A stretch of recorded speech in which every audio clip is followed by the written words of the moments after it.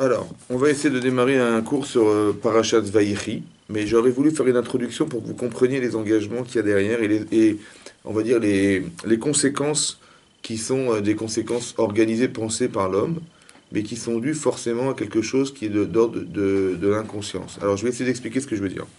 Ici, dans la Parashat de Vaïechev, ouais, donc lorsqu'on nous dit que Israël a Av et Yosef Mikol Banav, que Israël, donc il s'agit de Yaakov Avinu, il aimait Yosef, plus que tous ses enfants, qui Ben Zekunim Moulo, pour lui c'était justifié parce que Ben Zekunim, c'était le fils de la sagesse, c'est-à-dire c'est un enfant brillant, intelligent. Il lui a enseigné la Torah qu'il avait appris pendant 14 ans à la Yeshiva de Shem Ve'ever. Il a enseigné, donc c'était un génie, quoi. Comment il a pu en si peu de temps lui enseigner autant de Torah, et c'est extraordinaire. Donc il avait un enfant exceptionnel. Ve'asalo qui est un possible, mais par ça, il lui a fait un vêtement particulier. D'accord. Donc on voit que Yaakov il a une relation particulière et privilégiée avec son fils Yosef. Et il montre cet amour et il montre cette différence. Ve'yeru Echav ont vu ses frères, on parle des frères de Yosef, qui Otto a Avaviem, que lui, Otto, c'est marrant, il n'a pas de nom, lui, ouais, il n'a pas de nom Yosef. On ne dit pas que Yosef était aimé de son père, il y a marqué que Otto, donc il n'est pas défini, on ne le retrouve pas comme étant le frère, à Av et Aviem, il aimait leur père, que lui, il aimait leur père. Mikol Echav, plus que tous ses frères. Vaïsnu Otto. Et dans la Torah dit que ils l'ont haï. Vélo, Yachlou, Dabero les Shalom, ils n'ont pas pu parler avec lui en paix. Ça veut dire qu'ils lui ont dit franchement, on ne peut pas te voir. Ça va? Donc ça veut dire clairement que Vaïrou et Chav ont vu ses frères que lui était aimé par leur père, plus que tous ses frères. Alors, moi, ce qui m'a interpellé dans la phrase, c'est que leur père, il aimait plus lui que tous ses frères. Non, il fallait dire que leur père, il aimait plus lui que tous ses enfants. Ça veut dire que Vaïrou et Chav, qui c'est qui regarde? La Torah nous dit que les frères ont vu. Ses frères, ils ont vu que leur père aimait plus cet enfant, lui, que tous ses frères. Alors peut-être que l'idée, c'est d'expliquer que, en fait, on ne se rend pas compte des fois, mais quand on donne privilège à un enfant, parce que c'est légitime, parce qu'il est intelligent, parce qu'il est le fils de la femme qu'on aime, ou je sais pas quoi, ou parce qu'il nous ressemble, il y a beaucoup de raisons qui vont faire qu'on va faire des différences, ouais, sur le plan pédagogique, sur le plan éducatif, entre nos enfants, parce qu'on a une tendance, une attirance particulière pour un enfant. Mais on ne se rend pas compte, même si elle est justifiée pour soi, qu'elle va créer une carence. Alors comment je le vois dans le texte? Parce que c'est marqué Vaïrou et Chav. Ils ont vu ses frères que leur père aimait plus cet enfant que ses frères. Alors moi, ce qui m'a interpellé, c'est plus que ses frères et pas plus que ses enfants. Ça veut dire que le regard qu'ont eu les enfants dans ce spectacle, en fait, c'est de voir que papa, il montre et il démontre et il dit qu'il aime Yosef. Mais quelque part, ça va engendrer quelque chose chez eux. Comme si que nous, on n'existait pas quelque part. Ça veut dire que on est les frères de Yosef, mais on n'est pas les enfants de Yaakov. Vaïrou et Chav ont vu ses frères que lui, il aimait plus cet enfant que ses frères. Pourquoi est-ce que ses frères? Que ses enfants. Ça veut dire qu'on est vu comme étant les frères de Yosef, mais pas forcément les enfants de Yaakov. Donc il va y avoir de la haine. Ça veut dire que le fait de ne pas se sentir aimé, ça va entraîner de la haine chez eux. Pourquoi ça traîne de la haine? Parce que lorsqu'on n'est pas reconnu, on va haïr la personne. Pourquoi on va pas haïr son père, on va haïr son frère? Oui. Parce que j'ai besoin, moi, l'enfant, d'être reconnu par mon père. C'est ça que j'espère. Qui va me reconnaître, qui va m'aimer comme il aime mon frère. Ouais. Et manifestement, hein, ça se voit pas et ça s'entend pas. Alors, je vais haïr mon frère. Pourquoi? Parce que j'attends de mon père quelque chose. Je ne peux pas l'haïr puisque j'attends de lui. Par contre, je peux pas. J'attends rien de mon frère. Ici, si vous voulez, les enfants de Jacob, ils n'attendent rien de Yosef. Par contre, ils attendent d'être aimés par leur père. Ça va créer de la haine. Maintenant, on a expliqué que la haine qui est marquée dans la Torah, ouais, c'est pas forcément une haine consciente. C'est pas en fait, derrière quelque chose, il y a comme si que le fait de ne pas se sentir proche de son père, ça pouvait entamer dans la relation parentale. Qu'est-ce que ça peut expliquer, ça? Oui, ça peut expliquer beaucoup de choses. Bizarrement, lorsque Rachel meurt, ouais, qu'est-ce que fait Yaakov qui dormait dans la chambre de Rachel? Il va prendre son lit, il va décider de le mettre dans la chambre de Bilha, qui est la servante de Rachel. Et lorsque Reuven, qui est le fils de Léa, il voit ça, il dit attends, C'est un affront hein, pour ma mère, c'est un affront. Comment sa femme, il ose traiter sa femme comme ça, ouais. Parce que déjà, de son vivant, Rachel, elle était, entre guillemets, la concurrente de ma mère. Mais là qu'elle est morte, alors la moindre des choses, c'est que mon père, il mette son lit dans la chambre de ma mère. Et c'est pas ce qu'il a fait. Donc qu'est-ce qu'il a fait Rouven, il a pris le lit de son père, il a décidé de le mettre dans la chambre de sa mère. Il a fait une avéra. Laquelle bah, c'est de s'occuper de la vie de son père. Et qu'on sait que la Shekhinah, la présence divine, elle a résidé sur le lit de Yaakov Avinu, et en déplaçant le lit, il déplace la Shekhinah. Voilà. Et donc c'était très grave, donc il a fait une grande avéra. Comme ça disait Chachamim. Maintenant, on voit que ce comportement, comment on explique qu'il a pas, il a osé faire un truc pareil? Comment il a osé prendre le lit de son père? Hein, comment il a osé faire une chose pareille? Il respecte sa mère, c'est clair, mais quelque part il y a un manque de respect vis-à-vis de son père. Pourquoi il y a un manque de respect vis-à-vis de son père? Bizarre. Lorsque Dina, elle va être abusée un jour, malheureusement, par Shrem ben Hamor, et que lui, il va pas, lui qui était amoureux de cette femme, il ne va pas oser dire à son père, alors qu'il a violé sa fille, de dire je veux l'épouser, donc il envoie son père. Il envoie son père chez Yaakov Avinu, il lui dit voilà, mon fils, il veut absolument épouser votre fille, et voilà, et puis c'est pas seulement ça qu'on va faire, on va organiser une vie sociale ensemble, on va se marier entre nous, vos enfants avec nos filles, et vos filles avec nos enfants, voilà, et on va organiser ça, et bien attention, ça va se faire. Voilà le discours du père.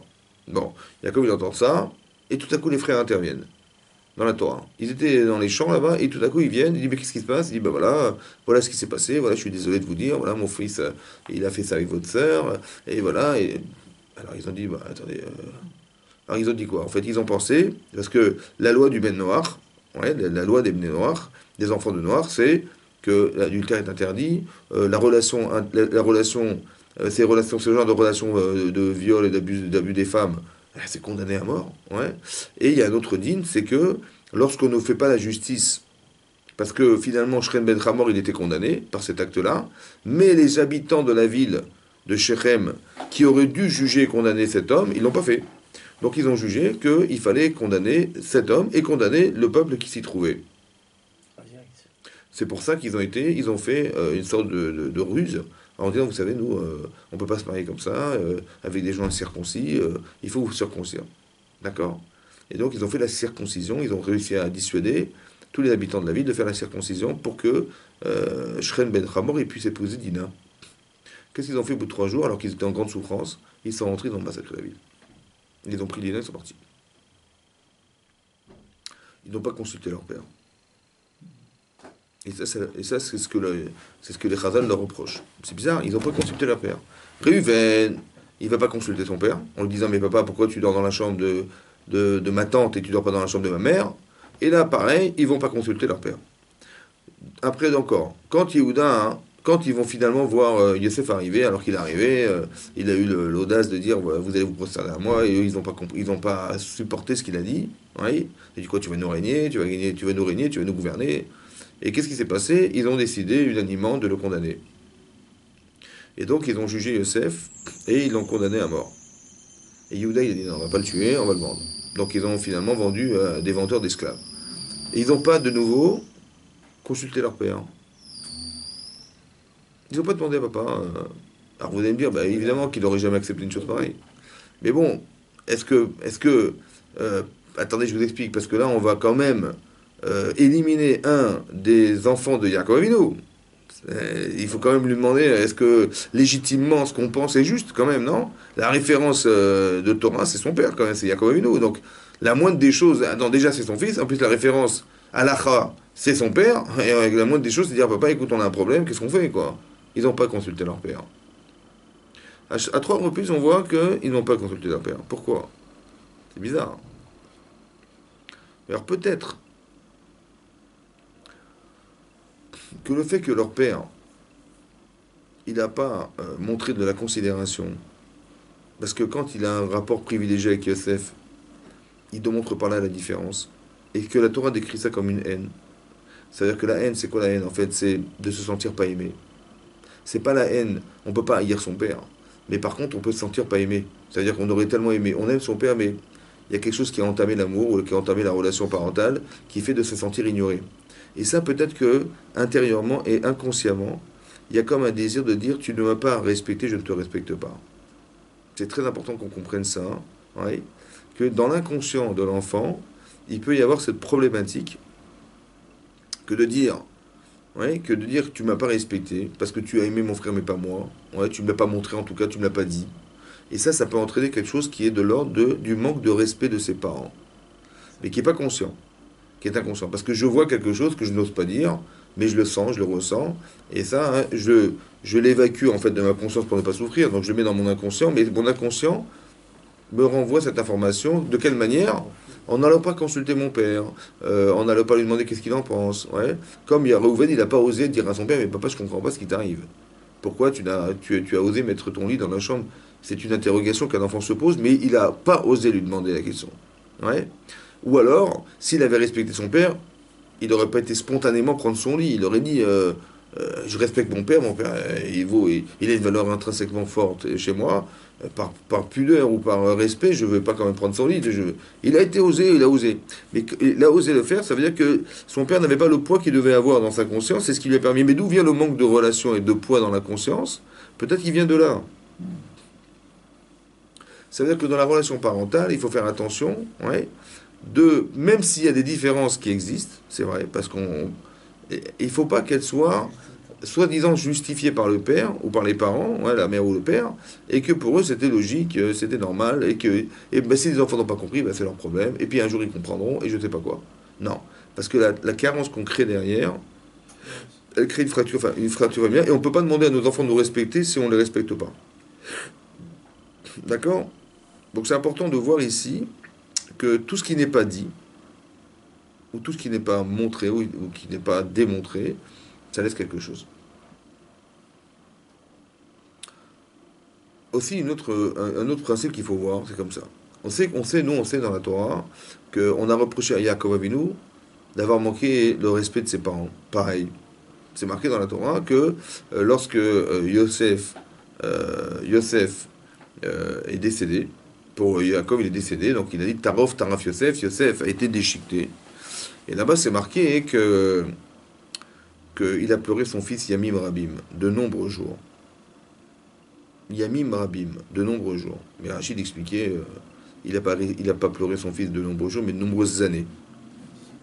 Hein, il a pleuré pendant 22 ans, dit Rachid. 22 ans. Pourquoi 22 ans? Rachid dit parce comme si que la souffrance que devait vivre Yaakov Avinu d'être en manque relationnel avec son fils venait du fait qu'en fait il n'avait pas fait Kibbout Avim de son côté aussi. Il n'avait pas honoré ses parents pendant ces 20 années où il était chez Lavan et les 2 ans qui ont suivi, entre le moment où il quitte Lavan et il va chez ses parents, il retourne chez ses parents, il s'est passé 2 ans. Sur le chemin, 2 ans. Et donc à ce moment-là, hein, il a pas pu honorer ses parents pendant toutes ces années, et ça lui est reproché. 22 ans. D'accord? Maintenant, une fois, on a dit, mais c'est bizarre parce que qu'est-ce qu'on peut lui reprocher? D'un côté, ses parents lui ont dit, à la suite du fait que Esav il voulait tuer Yaakov, hein, bah, qu'est-ce qu'il a dit? Il a dit, il faut que tu te sauves, hein, tu vas mourir, et si tu te tues, qu'est-ce qu'on fait? Donc on va pas perdre 2 enfants le même jour, et donc il a dit, sa mère lui dit, il faut que tu te sauves. Donc pars chez Lavan, ton oncle va chez Lavan. Il habite à Aram là-bas, à Haran, il va sauve-toi là-bas. Et son père lui dit, tu sais quoi, ta femme, tu vas la trouver là-bas. Elle est la fille de Lavan. Donc il part avec le consentement de ses parents. Donc il a honoré ses parents. Il dit, non, non, je vis ma vie, laissez-moi tranquille. Et non, non, il a respecté ses parents, il a honoré ses parents en écoutant ce qu'ils ont dit. Et d'un autre côté, puisqu'il était condamné à mourir s'il retournait voir ses parents, parce que son frère voulait l'assassiner, est-ce qu'on a une mitzvah de respecter ses parents, ouais, au risque de mourir? Hein? Je pense pas. Non plus. Donc ça veut dire que quoi, hein? Ça veut dire que, évidemment, il a bien fait de ne pas partir.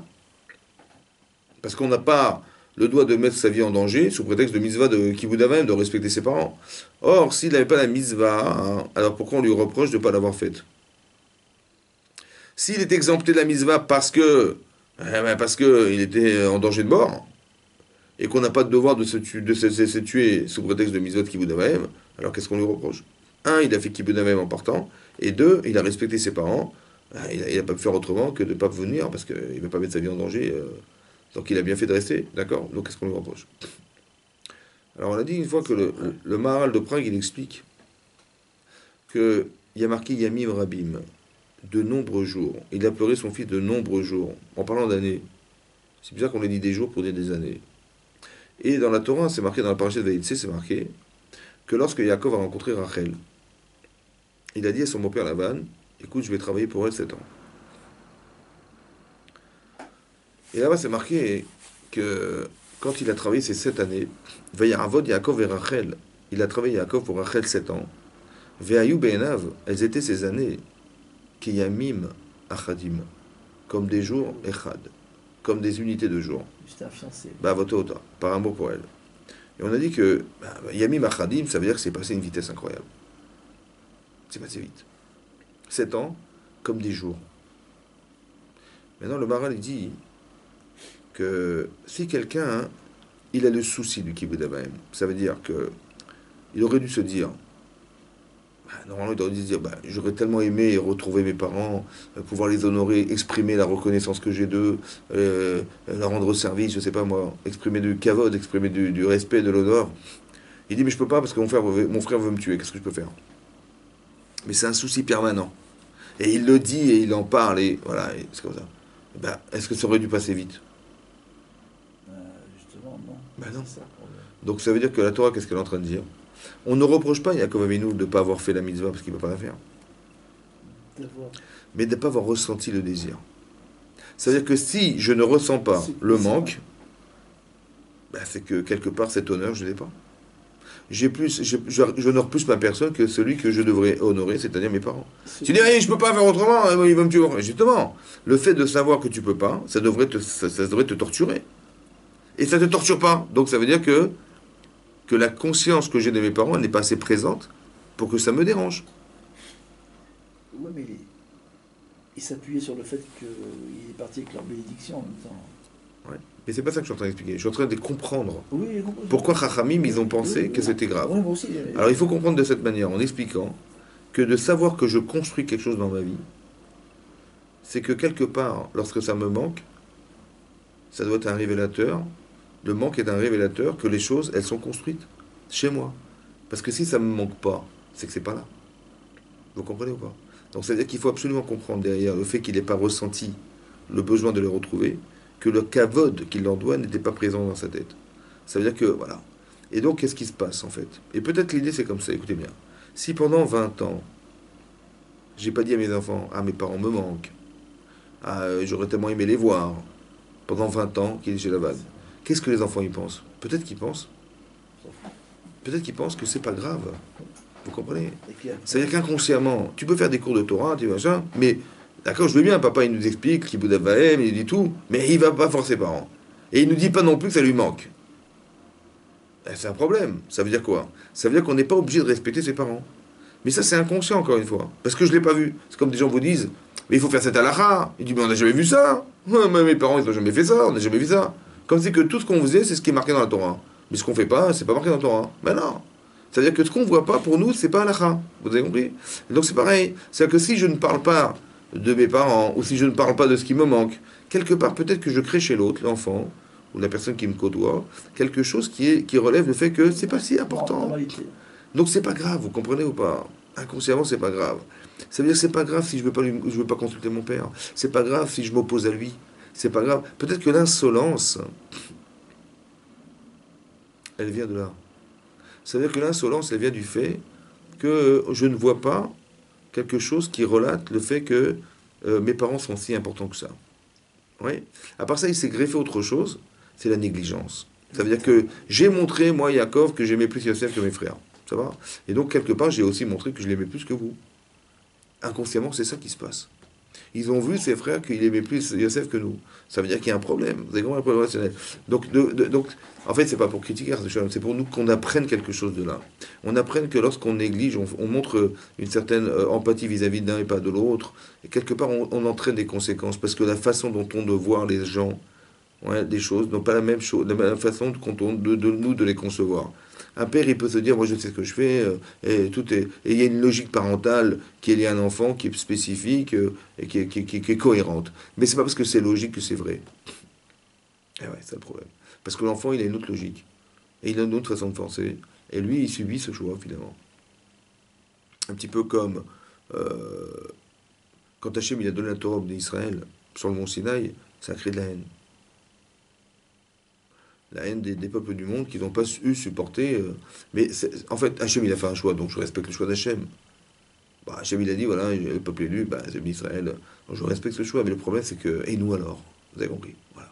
C'est comme si il avait mis son regard sur nous et pas sur les autres, et ça les dérange. C'est un peu pareil. Ça veut dire que peut-être la haine, elle vient du fait qu'on a fait un choix qui n'est pas explicité. C'est-à-dire qu'il n'est pas justifié, ou que le flou que ça laisse, ça crée une sorte d'incompréhension qui se traduit comme une frustration personnelle. Ah oui, les autres peuples, ça peut être le frère aussi. Ouais, oui. Ça peut être le Quand on frère. dit halakha, il y a une halakha que Esav sonnait Yaakov, et Esav, il haït Yaakov, c'est une halakha. Rabbi Shimon Bar Yochai, il a dit que c'est une halakha. C'est comme une halakha de Bet Letfin, c'est une halakha de respecter Shabbat, c'est une halakha. Comment? Une loi. Comment c'est une loi? Une loi, ça veut dire ça veut dire que ça ne peut pas changer. C'est incroyable. Ça veut dire que humainement, lorsqu'on est négligé, on devient négligeable. Ouais. C'est quand c'est marqué dans les Pirkei Avot, on honore, c'est les gens qui nous honorent. Mais ceux qui nous honorent pas, on les honore pas. Mais c'est vrai physiquement et c'est vrai aussi psychologiquement. C'est-à-dire que peut-être ça a des conséquences dans le choix de pouvoir créer cette relation ou de la renier. C'est C'est compris? complexe, quand même. Hein? C'est complexe. Ouais, c'est fin. Parce que ça veut dire que quelque part, il faut faire attention à ce que lorsqu'on fait un choix de relation avec quelqu'un, il ne faut pas le voir comme je le vois en tant qu'adulte, mais le voir avec les yeux de celui qui me regarde. Et celui qui me regarde, comment il le vit. Vous avez compris? Comme si je pouvais me mettre à sa place et me regarder agir et me dire, mais moi, si j'étais l'enfant, comment j'aurais vécu et supporté ce que mon père fait vis-à-vis de moi. Vous comprenez? C'est-à-dire qu'on a un double regard. C'est-à-dire, il faut avoir l'intelligence de savoir ce que tu fais en tant qu'adulte et de rentrer dans la logique de celui qui le subit et qui est l'enfant et qui te regarde. Ou les autres, peu importe si c'est un enfant, ça peut être ta femme, ça peut être tes amis, ça peut être n'importe qui, mais qui va subir en fait ce regard. Et ça, hein, ou ce choix que j'ai fait. Et ça peut être désobligeant et ça peut avoir des conséquences qui ne sont pas dites. Les gens, ils vont être des bons amis, ils vont vous parler normalement, mais intérieurement, des fois, ils disent, ah, tiens, c'est marrant, il m'a pas téléphoné, ah, tiens, il m'a pas invité, ah, tiens, bizarre. En fait, on comprend pas. Mais peut-être que ça, hein, inconsciemment, chez lui, il n'a pas envie. Inconsciemment. Parce que ah, tu m'as pas regardé, je te regarde pas. Inconsciemment. Vous avez compris? C'est-à-dire qu'il peut y avoir des manifestations conscientes qui sont nées d'une inconscience. C'est ça que j'explique. T'as compris? Ouais. C'est formidable. Eh oui. C'est ça qui est marqué ici dans la paracha de Vaïchi, ouais, que lorsque Yaakov, il a commencé à parler de Réhouven, parce il a commencé à parler de ses enfants. Et il a dit dans la paracha de cette semaine, ouais, c'était une introduction pour expliquer ce qui se passe ici. Et là, c'est marqué dans la paracha de cette semaine, c'est marqué qu'il a reproché Yaakov à Réhouven, et il lui a dit la chose suivante. Il lui a dit comme ça. Il a dit,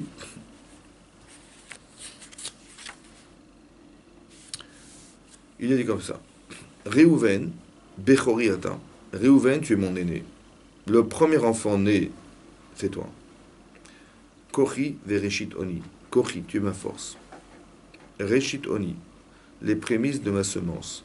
C'est-à-dire que Yaakov Avinu, il n'a jamais eu de perte nocturne. Rien, c'est zéro. Il n'a pas eu de choses qui ont fait qu'il a eu des pertes.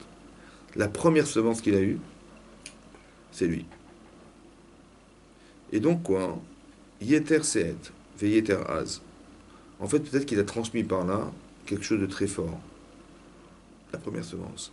Yeter seet, tu veux en plus de tous tes frères, seet. Seet, c'est Nesiut Kapaim. Quand les Kohanim, ils nous bénissent, ils lèvent leurs mains. Ils sont nosé kapav. Ils lèvent leurs mains. Et là, Rachid expliquait que seet, c'est d'être un Kohen. En fait, les Kohanim auraient dû naître de Réhouven.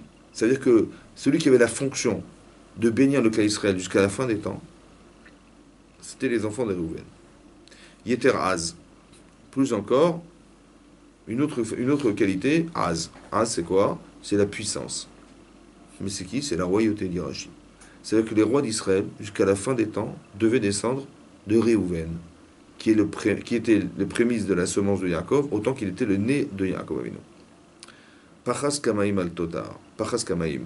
Impétueux comme l'eau, al Totar. Il t'est rien resté. Ça veut dire qu'il a tout perdu. Il a perdu la royauté à jamais.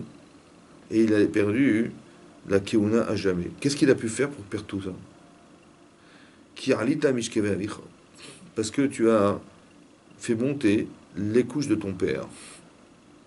C'est quoi l'histoire? C'est que un jour, quand Yaakov il a décidé de mettre son lit dans la chambre de Léa, pardon, de Bilha, qui était la servante de Rachel, ça, c'était une offense pour Réhouven. Il a dit comment ma mère, il a osé faire ça à ma mère. Et donc il a pris le lit de son père, il l'a mis dans la chambre de sa mère. Il a déplacé le lit de son père. Il a marqué Az chilalta yitsu'ala. Az alors, chilalta, tu as désacralisé les couches de Akadosh Baruch Hu. Parce que la Shrina, elle résidait sur le lit de Yaakov. D'accord? Donc il n'a pas déplacé un lit, il a déplacé la Shekhinah d'Hachem. Et ça, c'était une grande faute. Maintenant, cette faute, en fait, on voit dans la Torah, oui, dans la Torah, on voit qu'il a fait Teshuvah. Réhouven, il a fait Teshuvah. Nous, on le sait parce que c'est marqué que bizarrement, il a décidé, alors qu'il avait condamné Yosef, comme ses frères, ils l'ont condamné tous à mort, il a décidé de le sauver. Il a dit, Vaishma Réhouven, il a entendu Réhouven, Vayetzilehu miyadam. Il l'a sauvé de leurs mains, des mains de ses frères. Qu'est-ce qu'il a prétexté? Il a dit voilà, on va pas le tuer, s'il a fauté, bon, on le saura, on va le jeter dans un puits, plein de serpents et de scorpions. S'il est piqué et mordu, et c'est qu'il était rachat, parce que c'est pas le serpent qui tue, mais la faute qui tue. Donc s'il est rachat, il mourra, mais nous, on va pas prendre la responsabilité de le tuer. Mais il a fait ça pourquoi? Consciemment, Ouais, consciemment, il a dit pourquoi? Parce qu'il a dit comme ça, je vais le mettre là-bas, et ce soir, je retournerai le chercher et je le ramènerai chez son père. Ah, il a eu un petit... Qu'est-ce qui s'est passé? Bizarrement, il n'était pas là au moment de la vente. Quand Yehuda a décidé que finalement on allait le vendre, ils l'ont vendu à des vendeurs d'esclaves. Et Rouven était où? Rachid dit deux explications. Il était en train de faire comme à tour de rôle, ils honoraient leur père, ils faisaient Kibbout Avaim à tour de rôle. Et là c'était le tour de Réhouven, donc il n'était pas présent. Ou alors, dit Rachid, il était en train de faire Teshuvah sur la faute qu'il avait faite d'avoir déplacé l'île de son père. Maintenant, il est en train de faire Teshuvah. Mais sa Teshuvah est agréée ou pas? On ne sait pas. C'est marqué dans le Midrash Rama, Vaishma Réhouven. Il a entendu Réhouven. Vayatzileu miyadam. Il a sauvé Yosef des mains de ses frères. Demande le Midrash, qu'est-ce qu'il a pu entendre? Qui a fait qu'il a changé d'avis? Et qui a fait que, alors qu'il avait condamné Yosef selon la loi d'Israël, il a tout à coup changé d'avis. Et il a été le sauvé. Il a entendu le rêve. Le rêve qu'avait fait Yosef, il avait rêvé de 11 étoiles de l'aile du soleil. 11 étoiles, il y a 12 frères. Donc forcément, il faisait partie des étoiles. Mais l'étoile, dans le rêve, elle brille. Ça veut dire que Yosef, il lui a fait savoir, grâce à Dieu, que ta Teshuvah, elle a été agréée par le ciel. Il a fait Teshuvah, ça a fonctionné. Ah, ça a fonctionné? Ça a fonctionné? Alors qu'est-ce qu'on veut ici? Et pourquoi il a perdu la Keuna? Pourquoi il a perdu la royauté? Il a fait Teshuvah! Il a fait Teshuvah! Donc si c'est ce qu'on lui reprochait d'avoir déplacé l'île de son père, comme c'est marqué ici, parce que tu as déplacé ton père et tu as désacralisé Hachem, alors s'il a fait Teshuvah et qu'Hachem il a finalement agréé sa Teshuvah, je ne vois pas pourquoi on lui enlèverait la Keuna et la Malchut. Pourquoi il aurait dû perdre la Keuna, la royauté et la prêtrise? Pourquoi? Il a fait Teshuvah. C'est quoi faire Teshuvah? Alors faire Teshuvah, hein, c'est comme ça. Quand on regrette quelque chose du passé, voilà, je regrette d'avoir déplacé l'île de mon père. Je regrette de ne pas avoir respecté mon père. Parce que manifestement, au détriment de ce que je pensais, ma mère, c'était désobligeant pour elle de savoir que son mari, il allait dormir dans la chambre de la servante et pas dans sa chambre à elle. Donc il a eu de la peine pour sa mère. Et ça a engendré chez lui de la capacité à de prendre son lit. Mais ça, c'est aussi l'expression de qu'il a manqué de respecter son père aussi. Parce que s'il respectait son père, il n'aurait pas osé faire ça. Il aurait dit, ça se fait pas, ou papa, il sait ce qu'il fait, ou alors je vais l'interroger, je vais savoir. Mais par respect, il se serait refusé à agir de la sorte. Manifestement, il n'a pas ce respect. Qu'est-ce qu'il a fait? Il a fait Teshuvah comment? Il a été respecter son père. De quelle manière? Il a été l'honoré.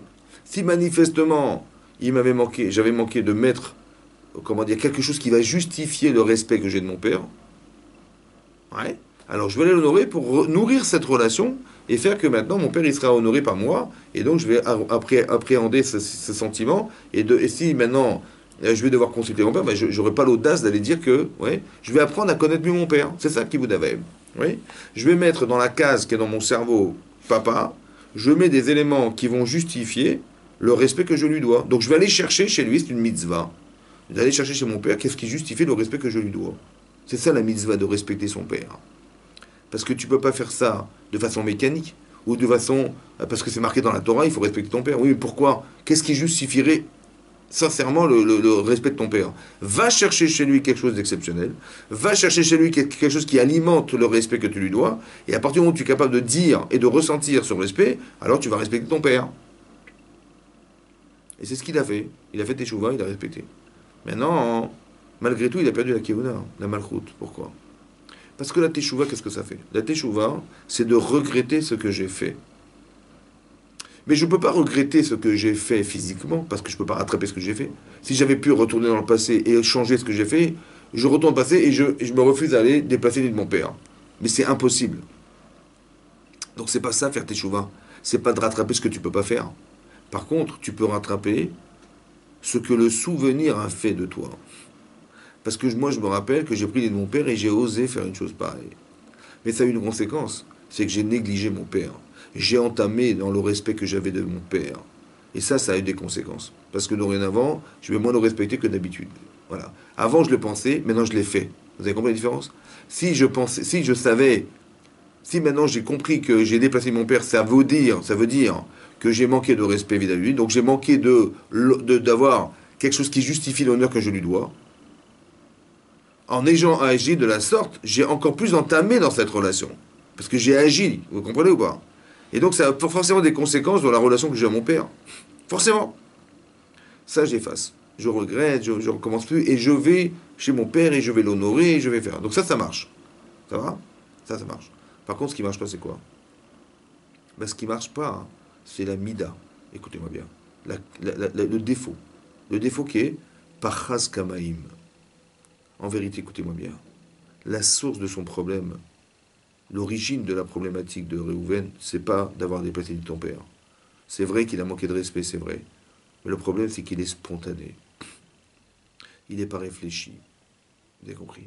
Il réagit à des situations difficiles, mais il réagit instantanément sans réfléchir. Vous avez compris ça? Maintenant, ça c'est un problème de vertu, de qualité, de défaut. Est-ce que la teshuva, elle change les défauts? Hein? Est-ce que la teshuva, elle va faire qu'il sera plus spontané? Non. Elle va faire que ce qu'il a fait spontanément, qui est le manque de respect de son père, bah, il va regretter, il va aller voir son père. Vous avez compris? Il va lui faire kibbout même, il va lui demander pardon, qu'il ne l'a pas honoré, qu'il a manifesté quelque chose qui était désobligeant vis-à-vis de lui. Il va demander pardon, ok. Mais c'est pas ça qui va faire qu'il n'est pas spontané. Il est spontané. Maintenant, il y a des gens qui sont spontanés, mais qui maîtrisent la spontanéité. C'est-à-dire que c'est une nature. Il y a des gens, ils sont des calmes. Il y a des gens, c'est des nerveux. Il y a des gens, ils pensent à 200 à l'heure. Il y a des gens qui... Bon, ça peut être un avantage et un inconvénient. Toute chose est un avantage et un inconvénient. D'être zélé dans sa vie, c'est un avantage. Parce que quand on a des expériences dans ton travail, dans l'étude de la Torah, il y a des gens, ils vont lire la paracha en 10 heures, et ils vont la préparer en 20 heures pour la lire dans la Torah. Et il y en a qui, en 2 heures, ils ont tout fini. Pourquoi? Parce que l'expérience faisant, ils se rappellent, et donc ils vont faire vite. Donc si quelqu'un il est capable de préparer la paracha en 2 heures, et vous lui dites, ben, va former quelqu'un qui va le prendre en 20 heures, il n'y a pas de patience, il va s'énerver, il va dire, c'est trop long. Ou dans le travail, toi tu as une expérience dans ton travail de 15 ans, et tu as un novice qui arrive, et tu vas le former. Ben, évidemment qu'il va être beaucoup plus lent que toi, ça va? Ou alors le désir que tu as de faire la mitzvah, il est très profond chez toi, donc tu vas te presser, ça va? Mais quand tu dis, mais la brise mitzvah, on l'a fait le matin, on l'a fait après la prière, on l'a fait l'après-midi. Je dis, non, mais attends, la mitzvah, elle est très importante, il faut la faire le plus vite possible.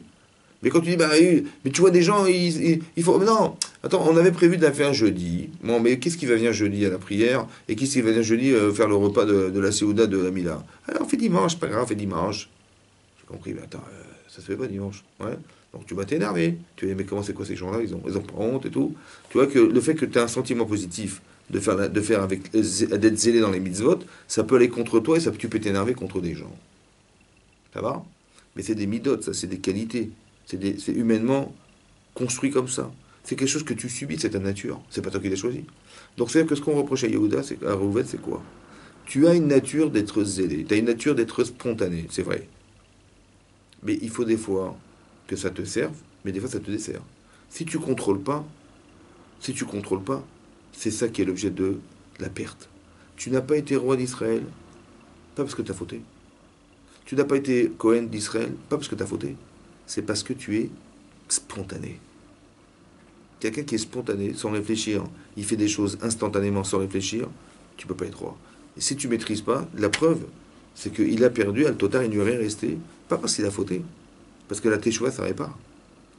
Mais le problème, c'est pas ça. C'est que si de nature, tu n'arrives pas à contrôler ce que tu es, alors tu peux pas avoir les compétences d'être un roi. Au moindre affront, tu vas faire la guerre. Au moindre Cohen, au moindre problème, tu vas pas accepter de faire le corban, ou je sais pas ce qui va t'arriver. Mais spontanéité, c'est pas bon, ça. Ça veut dire qu'il faut savoir l'utiliser. Donc, ça veut dire que la teshuva, ça répare ce qui a entamé dans la relation à l'autre, ou ce qui a entamé dans ma vie, c'est sûr. Mais ça répare pas la personne. Comme le Chav Srem, il dit, quand tu as une tache dans ta chemise, bah, tu la mets dans la machine à laver. Ouais. Donc la machine à laver, elle lave la tache. Mais est-ce qu'elle répare les boutons qui sont défaits? Est-ce qu'elle les recoupe? Ah, la machine à laver, non, elle recoupe pas les boutons. Mais elle enlève les taches. La teshuva, ça recoupe pas les boutons. La teshuva, ça va pas te changer. Hein. La teshuva, ça permet simplement d'effacer ce qui entame dans ta faculté à comprendre les choses, à envisager de faire des choses. Voilà. C'est-à-dire que ce qu'on appelle le roi tout, ce qu'on appelle la touma dans l'homme, tout ça, ce qu'on appelle la touma, c'est-à-dire que qu'est-ce qui rend indifférent, ça va? Ce qui rend indifférent, ça c'est la force de la vera. Parce qu'il y a une force, il y a un impact psychologique dans la faute qui va faire que la personne elle se sent fragilisée par sa faute. Ça, tu peux l'enlever. Ça peut enlever. La teshuva, ça répare. Mais ça change pas l'homme. Ça change pas ta nature. Donc, comment je m'arrange? Bah, soit tu vas faire un travail démentiel sur toi-même pour arriver à changer ta nature. Et ça, on sait pertinemment que de changer la nature d'un homme, c'est plus dur que de faire toute chose. Donc c'est dur, ce qu'il dit le Rav Israël Salanter. Donc peut-être que ce que tu dois faire, peut-être entre-temps, c'est d'orienter ta nature. De savoir quand est-ce que ça s'utilise et quand est-ce que ça ne s'utilise pas. Et manifestement, c'est Rouven, on lui a enlevé. C'est qu'il ne pouvait pas contrôler. Donc il n'a pas été puni d'avoir perdu la Keuna, mais simplement, comme il n'a pas les capacités mentales et émotionnelles à la traiter, alors il ne peut pas être roi. Vous avez compris? Il faut toujours comprendre qu'est-ce qui est à l'origine. Pourquoi j'ai pris le lit de mon père et je l'ai déplacé? Bah, c'est vrai qu'il a négligé son père. Mais s'il avait réfléchi, c'est quand même Yaakov Avinu. C'est quand même, et c'est quand même sa vie. Et c'est quand même son choix. Je devrais respecter son choix. Non, non, non. Il est frustré d'un côté, tout de suite spontané, hop, il va prendre le lit de son père, il va le déplacer. Vous avez compris ou pas? C'est la spontanéité qui est la cause. Il faut tout le temps réfléchir, non pas à ce que tu fais, mais qu'est-ce qui est la cause de ce que tu fais? Qu'est-ce qui est à l'origine de tes actes? Parce que des fois, on fait des avérotes, on fait des erreurs, on dit, ah, je vais demander pardon à un type, j'ai fait ça, j'ai demandé pardon, ou je recommencerai plus de faire ça, J'ai compris, mais pourquoi tu l'as fait? C'est quoi qui est à l'origine de ça? Vous avez compris? Et on peut résumer des cinquantaines, des centaines d'avérotes par une chose. Par exemple, ici, les spontanés.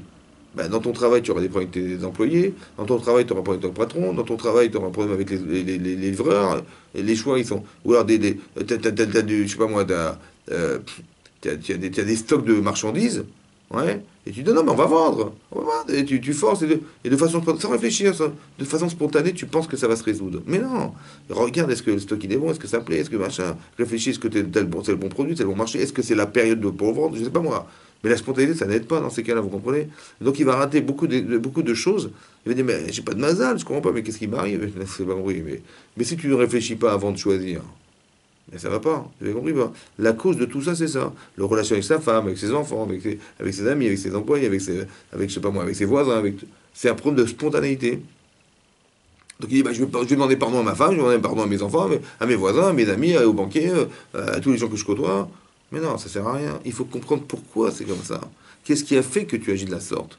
Et ça, c'est un caractère, vous comprenez ou pas? Donc la teshuva qu'on doit faire, elle est sur ce que j'ai fait, c'est sûr, ouais, en rapport à ce que j'ai malheureusement mal vécu. Ce mal-être, il me dérange, c'est sûr, il faut faire teshuva. Mais de croire que parce que tu as fait teshuva, maintenant tu vas devenir réfléchi, c'est pas vrai. Ça va? Par exemple, dans ce cas-là. Ça va? Et c'est pour ça qu'il faut bien comprendre que la teshuva, ça ne répare pas tout. Ça répare l'influence négative qu'elle a eue sur moi, la faute, mais ça ne va pas changer ce que je suis. C'est ça qu'il a dit. Pachas kamaim al totar. Tu étais impétueux, tu as tout perdu. Ça va? Donc ce qu'il a perdu, en fait, c'est pas une punition. C'est comme il n'a pas les compétences qui permettent d'être roi, alors il ne peut pas être roi. Pourtant, il était bien armé. Hein? Il avait beaucoup. Oui, mais ça veut dire que... Naissance. Oui. Oh, il manquait que ça. C'est ça le problème. C'est la compétence, la compétence, la compétence. Et ça a beaucoup d'incidence dans la vie, ça. D'accepter ses compétences. Parce que quand je me connais, je sais ce que je peux faire et je sais ce que je peux pas faire. Ça n'a rien à voir avec ce que je rêve de faire. Tu comprends pas? Oui. Parce que pour que Yosef il soit roi d'Égypte, t'as vu tout ce qui a dû passer? Lui il croyait, ouais, j'ai rêvé, voilà, vous avez précédé un mois. Il se voit déjà. Mais attends, mon chéri, pour que tu arrives là-bas, il y a du travail. Donc il va passer par des épreuves, etc., etc., tu vois. Et c'est ça qui va lui permettre d'accéder à la royauté. Mais c'est pas gratuit. Il faut des compétences. C'est comme Korach. Korach. Il dit, mais attends, si mon père, c'est Yitzhar, qui est le fils de Kehat, et qui est le deuxième enfant de Kehat, ben si Moshe Rabbeinu et Aaron, qui sont les fils d'Amram, le premier enfant de Kehat, ils ont eu la royauté, et l'autre, il a eu la Kihuna Gdola, Kohen Gadol, ben, normalement, il y a un autre poste qui reste, c'est le mien, c'est celui d'être le chef de la tribu des Lévis. Donc c'est logique, c'est moi, c'est mon père qui est le deuxième de la famille de Kehat. C'est mon père. Donc c'est moi, c'est logique ou pas? Ah, mais Moshe, il n'a pas nommé Korach. Il a nommé Elitsavan Ben Uziel. Le Elitsavan, le quatrième enfant de Kehat. Il dit, pas possible, c'est pas logique, c'est pas normal. Et il va se rebeller contre Moshe Rabbeinu. Ouais. Ça va? Maintenant, il faut comprendre comme ça. Les choix qu'on fait consciemment, parce qu'il a fait un choix. Il a dit, moi ma vie, c'est d'être le chef de la tribu des Lévis. Peut-être qu'inconsciemment, il a envie d'être cet homme. Alors consciemment, il va se construire une logique comme si que la conscience était bousculée par de l'inconscience. Ce que je pense inconsciemment, c'est ça qui va unir, qui va unir ma conscience et qui va me faire croire que... Pourquoi je dis ça? Parce que je souffre inconsciemment à l'idée que c'est peut-être pas moi le chef de la tribu des Lévis. Mais il faut que je le sois. Alors je vais m'inventer intellectuellement une conscience qui va justifier le fait que je sois Lévi. Vous avez compris ça? C'est-à-dire que ce qui anime la conscience, c'est de l'inconscience. Parce que je vous explique. Peut-être que tu t'es trompé et que c'est pas la filiation qui amène à avoir le droit d'être un Lévi, ouais, ou d'être la chef de la tribu des Lévis, mais c'est peut-être la compétence. Et tu n'as pas cette compétence. Et donc Hachem, il a estimé que c'était pas toi, mais c'était ton petit cousin. Ça va? Ton cousin. Qui t'a dit que c'était la filiation? Tu dis, bah, Kehat, il a eu 4 enfants. Le premier, c'était Amram, il a eu Moshe et Aaron, ok? Mais le deuxième, c'est Yitzhar, c'est mon père, donc c'est moi. Moi, je suis le fils d'Yitzhar, moi. C'est moi qui dois être le chef de la tribu des Lévis. C'est logique ou pas? C'est logique, mais est-ce que c'est émettre? C'est logique, mais est-ce que c'est émettre? Ou est-ce que tu n'es pas intéressé à l'être? C'est pour ça que tu t'es construit une logique pour faire que tu vas être le chef de la tribu des Lévis. C'est comme toi. Yosef, il est négligeable. Parce que, comment il ose parler comme ça? Peut-être qu'inconsciemment, tu as été frustré. Et c'est ça qui va organiser consciemment le fait de le vendre.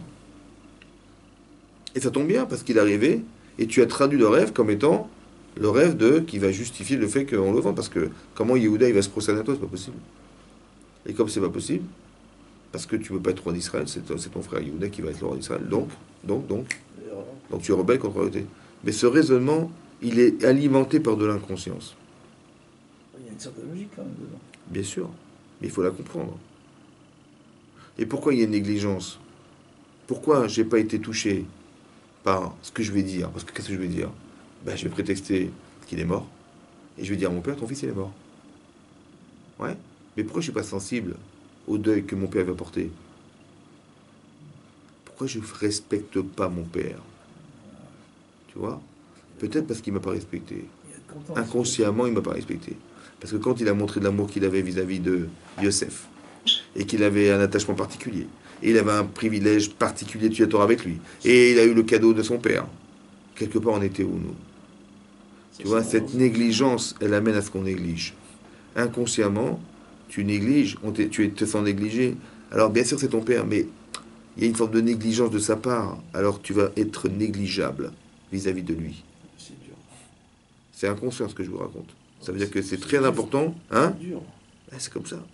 Quand tu as, écoute-moi bien, il y a marqué Yaakov, il aimait plus Rachel que Léa. Hachem, il a vu la haine. Quelle haine? Il a marqué qu'il aimait un peu moins, mais il n'est pas haineux. Alors on a expliqué que Hachem, il a vu chez Yaakov quelque chose qui est entamé dans l'amour de sa femme. C'est ce qu'on appelle de la haine. Ils ont vu les frères que papa, il aimait plus cet enfant que nous. Alors on s'est senti négligé. Ça va entamer dans l'amour que j'ai de mon père. Ça va entamer dans l'amour que j'ai de mon frère. Parce que si j'existe pas pour toi, à quoi ça sert? Et j'ai besoin que tu me reconnaisses. Donc toi, tu vas vivre. Mais mon frère, il va mourir. C'est ça la haine. C'est quoi la haine? C'est ce qui va entamer dans le manque de respect des gens. Ça va? Quand on ne te respecte pas, tu deviens haineux. C'est-à-dire que si tu ne me regardes pas, tu ne me parles pas, et tu mets le focus sur mon frère et pas moi, ben ça veut dire que je suis pas là. Alors je vais rien te dire, hein, évidemment, je vais rien te dire. Mais quelque part, ça a dû inconsciemment entamer. Mais je n'ai pas envie de penser, donc je refoule sur mon inconscient que mon père, il m'a pas regardé, il m'a pas parlé. Ouais. Et ça peut engendrer consciemment le fait que, eh ben, je vais pas le consulter. Je vais prendre le lit de mon père et je le mets dans la chambre de ma mère. Je vais pas le consulter quand je fais la guerre contre Shrem. Je vais pas lui demander. Je vais le faire sans lui. Quand je vais décider de vendre Yosef, je vais pas lui demander non plus. Vous avez compris pas? Que le manque de kavod qu'on n'a pas démontré à vis-à-vis, ils vont décider sans nous. Ils risquent de décider sans nous. Ça veut dire que inconsciemment, comme c'est que tu m'as pas respecté, je te respecte pas. Vous comprenez? C'est ça. Ça faut faire attention que d'être toujours cohérent. Parce que l'Yetzirah, il va utiliser cette incohérence contre nous. Vous avez compris ça? Parce que humainement, c'est pas socialement, humainement, c'est pas normal. Alors on va l'utiliser. Tu vois, quand c'est que l'Yetzirah, tu vois, ton père il t'aime pas. Pourquoi tu vas lui rendre service? Pourquoi tu vas lui demander? Vous avez compris ce que je veux dire? C'est inconscient ça. Par exemple, vous allez comprendre. Comment ça, il a corrigé Yaakov Avinu? Comment il a corrigé ça? C'est marqué ici dans la paracha, hein, qu'au début de la paracha, il a dit, voilà, Yaakov était mourant, il a dit à son fils Yosef, écoute, voilà, il s'adressait à lui parce qu'il était roi d'Égypte, et donc le seul qui pouvait organiser son enterrement en Israël, c'était lui. Il a dit, écoute, je t'en prie, je t'en prie, ne m'enterre pas en Égypte. Pourquoi? Parce qu'ils vont faire de moi une idole, et j'ai surtout pas envie d'être une idole en Égypte. Et à part ça, hein, ils vont, si je décède ici et je vais tenter en Égypte, quand le Mashiach il va venir, Gilgul Mechilot, comme ça dit Rachid, mon corps il va rouler, et souffrir jusqu'à arriver en Israël. Ça, j'ai pas envie. Donc je veux être enterré en Israël. Voilà ce qu'il a dit. Il a dit, je te demande de me jurer. Alors qu'il lui a dit, je vais le faire. Il a dit, oui, je le ferai. Il dit, jure-moi que tu vas le faire. On a expliqué pourquoi, depuis quand on fait jurer ses enfants. Ouais. Alors pourquoi c'est comme ça? Parce que peut-être l'idée c'est d'expliquer qu'à chaque fois qu'il va y avoir un gros Yetzirah, alors je m'explique. Le Yetzirah, il veut surtout pas que Yaakov soit enterré en Israël. Hein. D'accord, il y avait Abraham Yitzhak, mais on va pas me rouler le troisième, il ira pas. Comment il va faire? Il va faire que, par exemple, Paro, il lui refuserait de l'envoyer. Parce que la bracha de l'Égypte, elle dépendait de Yaakov Avinu. Qu'il y avait eu 7 ans de famine prévue, et ça s'est arrêté, dès qu'Yaakov est arrivé, c'est arrêté. Donc, et Yosef, il n'est pas fou, il n'est pas bête, et Paro, il n'est pas bête. Donc il a eu la bracha, c'est lui. Ça va? Donc il faut absolument qu'il ne bouge pas d'ici, il va rester là. D'accord? Et à part ça, ils ont vu que le Nil, il montait vers lui, donc il a vu que la bracha de l'Égypte, elle dépendait de Yaakov Avinu, ils ont très bien compris. Comme Lavan, il avait très bien compris. D'accord? Comme on voit aujourd'hui, pour déplacer des tzadikim, c'est difficile. Pourquoi? Parce que les gens, ils voient bien que dans leur pays, la bracha, elle vient de ces gens-là. Alors, allez demander d'aller déplacer ben ouais, c'est comme ça. Donc c'est commercialement insupportable. Donc ils vont dire, non, il n'y a rien à faire. Donc ils savaient bien qu'il y aurait une Sarah derrière. C'est vrai? Et donc c'est pour ça qu'il a dit, écoute, Pour l'Algérie. hein? Pour l'Algérie, j'y crois. Oui, mais c'est dans tout, c'est comme ça. Ils sont tous tombés. Pardon. Mais c'est comme ça. Et le roi du Maroc, il a tout compris. Voilà. Mais ce que je veux dire par là, c'est que il savait Yaakov qu'il y aurait du Yetzara derrière. C'est pas surtout. Donc qu'est-ce qu'il a dit? Ne me dis pas, j'ai fait ce que j'ai pu, et j'ai pas réussi. Donc il faut que tu jures. Je t'enferme dans un serment que tu peux pas dire, tu peux pas dire, j'ai pas réussi. Parce que si tu réussis pas, tu vas transgresser ce serment et c'est assourd. Donc il l'a enfermé Yaakov dans un serment parce qu'il savait que derrière, il y aura un Yetzara de. Ça va? Après, il y a un autre Yetzara, et je vais vous expliquer pourquoi. Un autre Yetzara, inconscient. Lequel? C'est comme ça. Plus tard, c'est marqué, hein? Il va dire à son fils, écoute, quand je suis parti de chez Lavan, elle est morte, Rachel, dans le chemin. J'étais à 1 kilomètre d'Eretz Israël. Ouais, Kivrat Haaretz. Kivrat, c'est Alpaïm Ama. 2000 amot, 2000 coudées. Une coudée, c'est 50 centimètres. Donc il était à 1 kilomètre d'Israël. Et je l'ai enterré sur place. Je ne l'ai pas enterré en Israël. Il a dit, et je sais que tu m'en veux. Quand il a dit à Yosef, écoute, je t'en prie, ne m'enterre pas ici, ouais, fais-moi une faveur, enterre-moi là-bas. Mais non, il s'est contredit ou pas? Évidemment. Parce que lui, il demande à son fils, Yosef, de faire des centaines de kilomètres pour le déplacer, d'oublier son travail, sa responsabilité de ministre, etc., pour lui. Énormément d'efforts, il lui demande à Yosef. Mais pour sa mère à Yosef, qu'est-ce qu'il a fait? Zéro effort. 1 kilomètre. Je te demande de faire des milliers de kilomètres pour moi, mais moi, 1 kilomètre, je n'ai pas fait à ta mère. Il s'est contredit ou pas? Il dit, je sais que tu m'en veux. Je sais que dans ton cœur, tu m'en veux. Il dit à Yaakov à son fils. Alors qu'il lui a rien dit, son fils. Il dit, oui, je ferai comme tu m'as dit. C'est-à-dire qu'il y a des sous-entendus. Ça va? Mais non. Vous savez pourquoi il va risquer de ne pas aller au bout de la démarche, Yosef? Parce que tu n'as pas respecté ma mère. Comment tu veux que je te respecte? Vous avez compris ça? Inconsciemment, ça peut engendrer ce genre de choses. Ça veut dire, si c'est tellement important que moi je fais des efforts pour toi, que j'arrête mon travail, que j'arrive à convaincre Paro qu'il faut que je m'en aille, et que déplacer Yaakov, c'est pas comme aujourd'hui dans l'avion, ça prend quelques heures. Non, ça prend des mois. Mais tu me demandes de faire cet effort, pourquoi? Parce que c'était important d'être en Israël. Alors si c'est tellement important pour toi, pourquoi ça n'a pas été pour ma mère? Et c'est pas important pour ma mère? Alors ne demande rien à moi, ne demande pas de faire des efforts, c'est pas vrai. Vous avez compris la contradiction? Mais cette contradiction, en vérité, le Yitzhak va l'utiliser. Yaakov il dit, écoute, il faut que tu jures. 2, je vais t'expliquer pourquoi je ne l'ai pas fait. Il faut toujours que j'explique à mes enfants quelque chose qui est de l'ordre de la contradiction, chez moi. En général, on n'est pas là pour s'expliquer avec ses enfants. Mais dans ces cas-là, c'est très important de le faire. Et c'est ce qu'il va faire. Il va dire à son fils, ne crois pas que c'était à cause de la pluie. Et qu'il y avait tellement de pluie, qu'il y avait de la boue partout, ça glissait et tout, et j'ai pas pu enterrer autre part que là où je me trouvais. Genre c'était météorologique, et j'ai pas pu faire. Non. C'était pas non plus physique, pas de problème. Pourquoi? C'était une année de sécheresse. La terre était crevassée, il n'y avait pas de problème, on pouvait rouler sur la terre, il n'y a pas de problème. Mais sache que je ne l'ai pas fait, l'enterrement d'Israël, parce qu'Hachem il a décidé autrement. Alpi à Dibourg, selon la parole de divine. Que quoi? Il m'a dit, voilà, plus tard, tu verras que dans les années plus tard, ouais, quand Hachem, il va finalement organiser la destruction du temple avec Nebuchadnezzar, Nabucodonosor, ouais,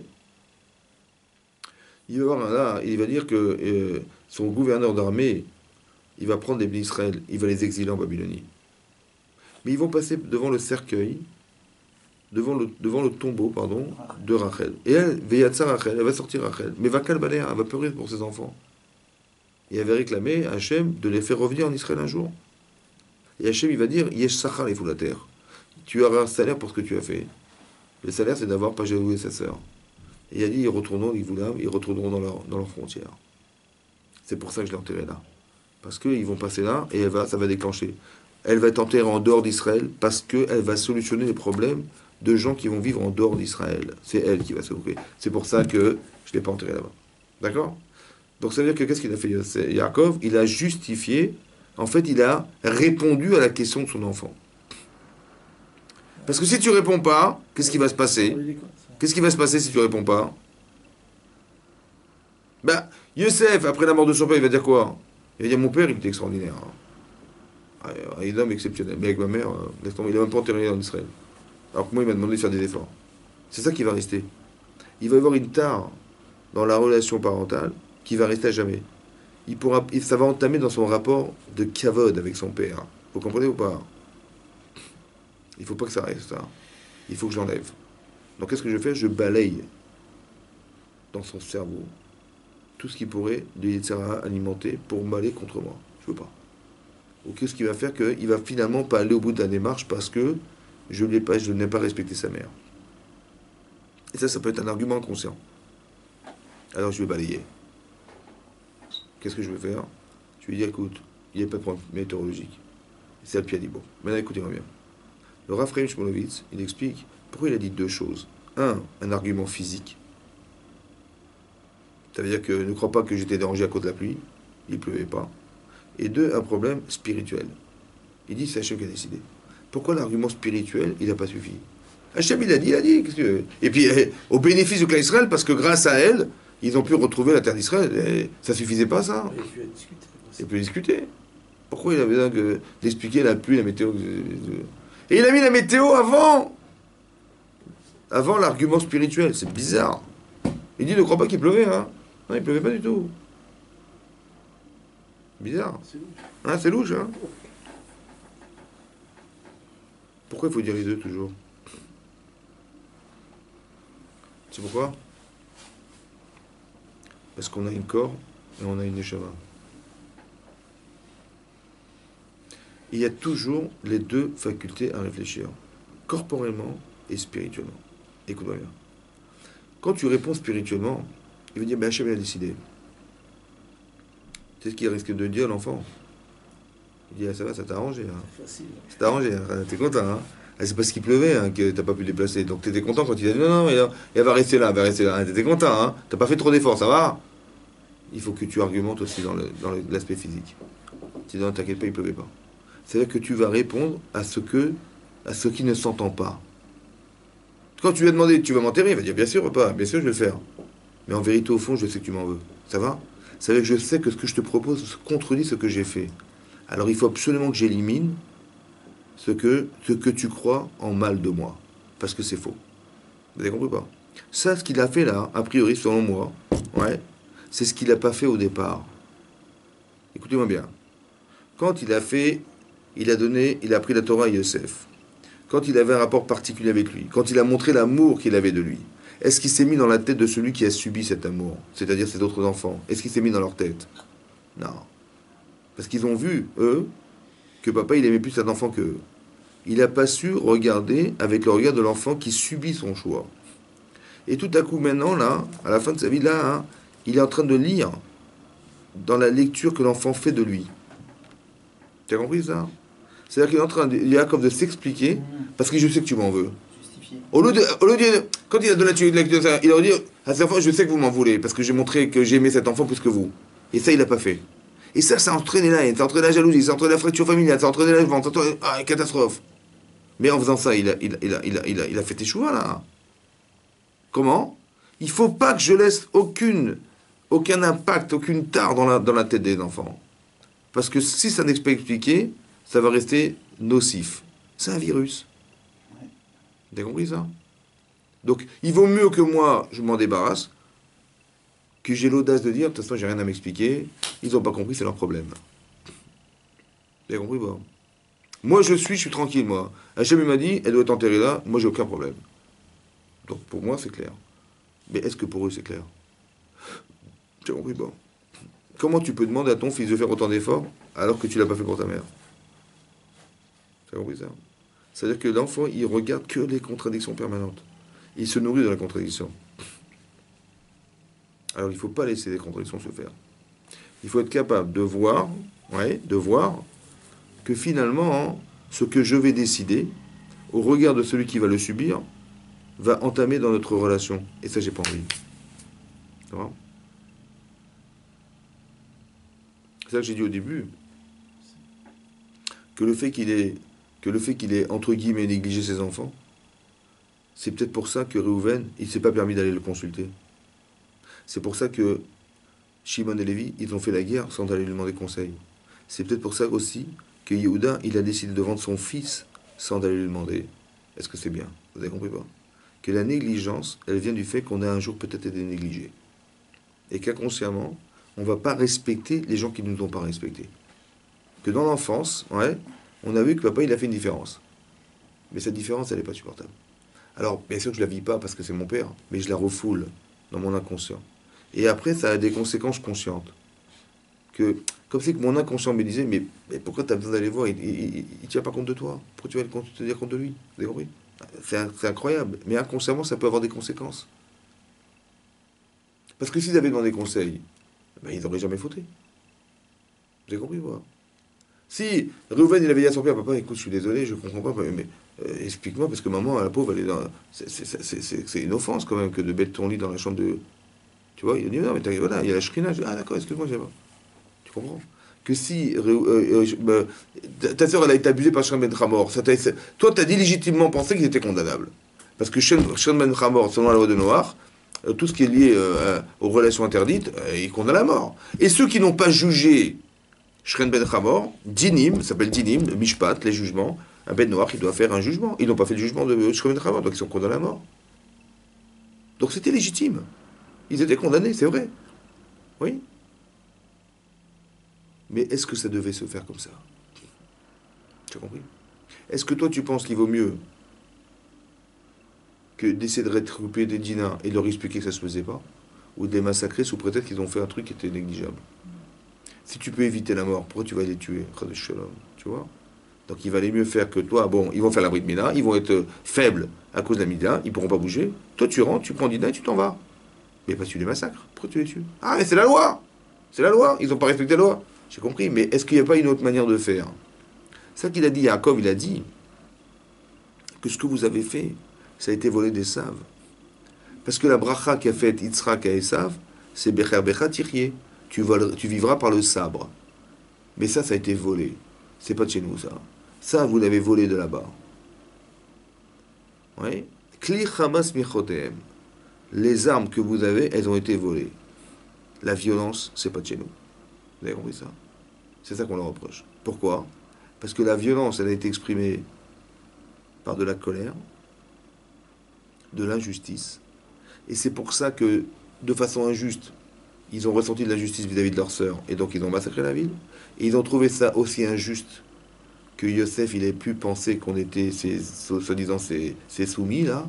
C'est injuste. Alors, à Khrouchor, ils ont déraciné le taureau. Mais à cause de quoi? À cause de Harur Apam, que soit maudite la colère. La source de l'injustice, c'est la colère. C'est parce que tu es nerveux. C'est logique ce que tu as pensé. Ça se fait pas que ton frère puisse dire de toi que tu te prosternes. Ça se fait pas que notre sœur elle soit violée par un type comme ça, c'est honteux. C'est vrai, tu as raison. Mais est-ce que l'expression de ce que tu as ressenti, qui est la colère, elle doit se justifier là? Tu as compris? La colère. Harur Apam. L'origine de l'acte, c'est pas d'avoir fait le massacre. C'est d'avoir surtout été nerveux. La colère. Ouais, la colère. C'est la colère qui a engendré ça. Tu dis, mais quand on est nerveux, on ne contrôle plus. On est hors de soi. Quelqu'un qui dit, ça l'a tellement énervé, c'est tellement injuste, tellement impossible, que le type, il est nerveux. Il voit comment ils ont pu abuser de notre sœur comme ça va pas ou quoi? Et donc, ils ont été, de façon coléreuse, ils ont été démontrés, se décharger de leur colère comme ça. Tu dis, mais quand un type, il est énervé, il se contrôle plus. Donc, qu'est-ce que tu leur reproches? C'est ça, c'est pas contrôlable. Si je te contrôle, c'est pas ça que je te demande. C'est pas ce que tu as fait de façon coléreuse que je te reproche. C'est comment tu es tombé dans la colère. Tu savais qu'en étant coléreux, tu ne pouvais pas te contrôler. Tu savais. Mais pourquoi tu es rentré dans la colère? La faute, elle n'est pas répertoriée dans ce que tu as fait parce que tu étais coléreux. Mais comment ça se fait que ta colère, elle n'est pas maîtrisée? Comment ça se fait que tu es spontané, mais que ta spontanéité, elle n'est pas contrôlée? C'est ça le reproche. Le reproche, il n'est pas sur ce que tu as fait. Parce que si tu es spontané, tu vas fauter, évidemment. Que si tu es coléreux, tu vas fauter, évidemment. Évidemment. Mais c'est pas ça que je te reproche. C'est comment ça se fait que tu es rentré dans des sujets qui t'énervent. Ton père, il est en train de discuter avec Shrem Ben Hamor et toi, tu viens, tu t'incrustes. Et tu entends ça, tu dis, mais c'est pas normal. Mais qui t'a demandé de rentrer là-dedans? Qui t'a demandé de rentrer là-dedans? Laisse ton père choisir. Laisse ton père choisir. Tu comprends pas? Donc d'un côté, il y a un manque de respect de son père, et d'un côté, la colère, elle a engendré que. C'est ça la faute. La faute, c'est pas. Bah, bien sûr que ce qu'ils ont fait, c'est grave. Mais je vais pas faire tchouva, je ne massacrerai plus personne. Non. Tu vas essayer de contrôler dans ta tchouva, c'est de comprendre que la source de ce que tu as fait, l'origine, c'est la colère. Harou Rapam, que soit maudit la colère. Il n'a pas maudit ses enfants, il a maudit la colère. C'est-à-dire que c'est ça qu'on doit essayer de maîtriser. C'est ton tempérament. Et c'est ton tempérament qui t'amène à faire des misotes, et c'est ton tempérament qui t'amène à faire des avérotes. Utilise ton tempérament pour faire. Mais pas contre toi, mais pour toi. Avec Hachem, mais pas contre Hachem. Et il y a une référence, c'est ton père. Alors, respecte ton père c'est Yaakov Avinu. Tu vois? Tu dis, mais à quoi? Notre sœur, c'est une prostituée, on va laisser faire comme ça. Voilà. Mais ça, c'est la colère. Vous avez compris pas? C'est ça, Arour, que ce soit maudit de la colère. C'est-à-dire que tout ça parce que ils sont coléreux. Et la colère a fait qu'il y a des choses qui ont circuité leur esprit, et c'est insupportable, ils sont mis en colère. Mais par vérité, c'est la vérité. Mais cette vérité, pourquoi tu te mets en colère? C'est vrai que ça se fait pas. C'est vrai, ça se fait pas. Mais pourquoi tu t'énerves? Vous avez compris pas? Il n'y avait pas d'autre solution. L'autre, c'est la spontanéité, et eux, c'est la colère. Pour vous expliquer à chaque fois comme ça. À chaque fois, il faut réfléchir. Qu'est-ce qui est la source de ce que je fais? Pas évident. Et à chaque fois, il faut réfléchir, qu'il y a des sujets qui fâchent. Ne rentre pas là-dedans. Tu sais que de toute façon, tu vas devenir fou. Parce que tu vas te mettre en colère. Alors ne rentre pas. La frontière, tu la connais parce que tu te connais. Ne rentre pas dans ces sujets. Comme si qu'il y avait la Avera, c'est d'avoir tué, et ce qui gravite autour, c'est la colère. Ouais. Il y a des sujets qui te mettent en colère. Donc tu vas forcément faire une Avera. Tu vas forcément arriver au noyau, qui est la Avera. Mais il y a quelque chose qui gravite autour. C'est le sujet. Tu vois, le sujet. Ils ont osé abuser. Ils ont osé notre sœur. Tout ça, c'est des choses qui sont insupportables. Ce sujet-là, il va t'amener la colère. Alors si tu ne contrôles pas, laisse les autres choisir. Mais ne le fais pas toi. Ça va? C'est ça, en vérité, qu'il fallait comprendre. C'est ça qui est à l'origine de la problématique. Donc quand tu fais tes chouvas, tu dis maintenant je sais qu'il y a des sujets, je ne peux pas rentrer dedans. Si je maîtrise, tant mieux. Si je ne maîtrise pas, je ne rentre pas. Et je laisse les autres réfléchir et choisir. Parce que moi, manifestement, je suis tellement ou enthousiaste ou tellement nerveux que c'est pas pour moi. Donc, je me connais, je ne choisis pas, je ne rentre pas dans ces sujets, je ne choisis pas. C'est très important que vous compreniez, parce que si je choisis de rentrer dans le sujet, je vais m'énerver et je vais faire une bêtise. Mais c'est incompatible. Pourquoi? Bah, s'il est nerveux d'origine, il va vouloir rentrer là-dedans, justement. Ben justement, Donc c'est... après, il est plus Mais non, que je sais. Mais c'est plus sa vie après. Mais je sais que je suis comme ça. Alors, C'est qu'est-ce plus que sa je... vie après. Si. Il va se mettre Sa dans- vie, c'est de se sauver. Il va se mettre dans le trou gras. Sa vie, c'est dans ces sujets-là, Voilà. sa vie, c'est de se sauver. C'est comme en couple, il y a des situations ou des discours ou des sujets qui amènent à se fâcher. Et ben je rentre pas dans les sujets. Tant que je maîtrise pas ma personne, je rentre pas dedans. Parce que je sais que quand je rentre dedans, je vais m'énerver et je vais dire n'importe quoi et tu m'as énervé. J'ai compris, mais pourquoi tu es rentré dans le sujet? Il coincé de partout. Voilà. Non, pas coincé. C'est dans ces cas-là, je vais faire décider par d'autres personnes. Il est coincé partout. Mais non, mais Ah, le c'est nerveux. non, Non, mais le il y a des sujets qui énervent plus. Noé, le émettre. Il prend la voiture, il prend le massin. Non, parce que, encore une fois, qu'est-ce qui est vrai et qu'est-ce qui est faux? Tu dis, mais c'est vrai que quand on fait un acte pareil, on est condamné à mort. C'est vrai que les gens qui n'ont pas jugé cet homme, ils sont condamnés à mort. C'est vrai, c'est la loi. Mais pourquoi tu as opéré de cette manière? Voilà. Ça, cette façon de fonctionner, elle n'est pas de chez nous. Elle est volée des saves. Vous avez compris? Et tout ça à cause de quoi? Pourquoi tu as fait ça? Parce que la colère. Tu vois ce que je veux dire? Voilà. Arou Rapam, que soit la colère. C'est-à-dire qu'il faut comprendre que la Teshuvah, ça répare nos erreurs, mais ça ne répare pas notre comportement et nos défauts. Ça ne répare pas. Si tu es nerveux, c'est ta nature. Il y a des gens, c'est des calmes, il y en a, c'est nerveux. C'est ta nature. Bah, des calmes, ils vont faire des choses qui sont faites pour les calmes, et des nerveux, ils vont faire des choses qui sont faites pour des nerveux. Mais des nerveux, dans le bon, genre énergique, nerveux, énergique. Mais tu es tellement énergique que des fois, ça te porte défaut. Alors sache que la limite de ce qui va t'énerver, tu rentres pas dedans. Parce que quand tu rentres dedans, de toute façon, tu vas dire, bah, c'est normal, j'étais nerveux. Mais j'ai compris, mais pourquoi tu es rentré? Oui. Tu dis, mais c'est normal, j'étais fou. Et excusez-moi, j'étais complètement fou, j'ai compris, mais on peut pas te pardonner parce que tu es fou. On peut te pardonner seulement si tu comprends qu'il y a des frontières dans la vie qu'on ne dépasse pas. Et quand tu es rentré dans la spirale de la folie, alors après, ne dis pas, c'est pas de ma faute. Se disant, t'es fou. Non, il fallait pas rentrer dans cette folie. Tant que tu es lucide, tant que tu sais qu'il y a des sujets qui te fâchent, et que tu es lucide là tu es lucide, ne rentre pas là-dedans. C'est ça la faute. Vous avez compris? C'est ça la faute.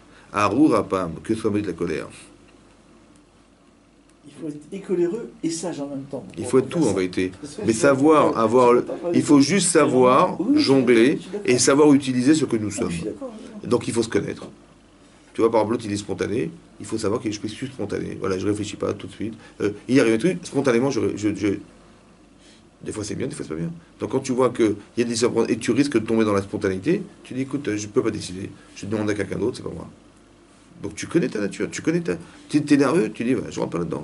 Dès que je vais me bagarrer avec le type, je vais me bagarrer. Voilà. Mais pourquoi tu te bagarres? C'est toi qui as des problèmes. Parce qu'une fois, on m'a raconté, il y a un type, il est parti, je sais pas où, en Normandie, je sais pas quoi. Il rentre dans une boulangerie pour acheter du pain. Bon. Et il rentre dans la boulangerie, il y avait la queue.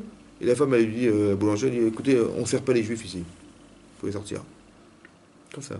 Bon, un type normal, un peu cinglé, il va carrément casser la boulangerie dans la boulangerie, quoi. Bon. Il a dit, mais voilà, vous êtes mal tombé, je suis avocat. Et j'ai des témoins. Il a récupéré 35 000 euros. Tu vois, s'il avait cassé la boutique, il aurait payé 35 000 euros. Et là, tu comprends, la nervosité. Ça veut dire que quand tu as du recul et que tu es calme, tu peux juger la situation. Mais un type, qui est spontané ou nerveux, il va dire quoi? Il va lui casser la figure. Je dis, mais attendez, est-ce qu'elle m'a dit comment je vais contrôler? Ouais. J'ai compris, mais si tu es nerveux, mon vieux, faut. Tu entends ça, tu apprends à ce que tu contrôles, tu vois. Tu vas gagner alors que tu vas perdre. C'est dommage. À cause de tes midotes. La faute, elle n'est pas d'avoir cassé la boutique. La faute, c'est tu ne contrôles pas ta colère. La faute, c'est à moindre étincelle, tu exploses. Tu es spontané. C'est ça la faute. Vous avez compris pas? C'est ça la problématique. C'est ça qui est à l'origine. C'est ça qu'il faut comprendre. Pour ça qu'il faut contrôler sa personne. C'est ça la mitzvah. Un, de se connaître.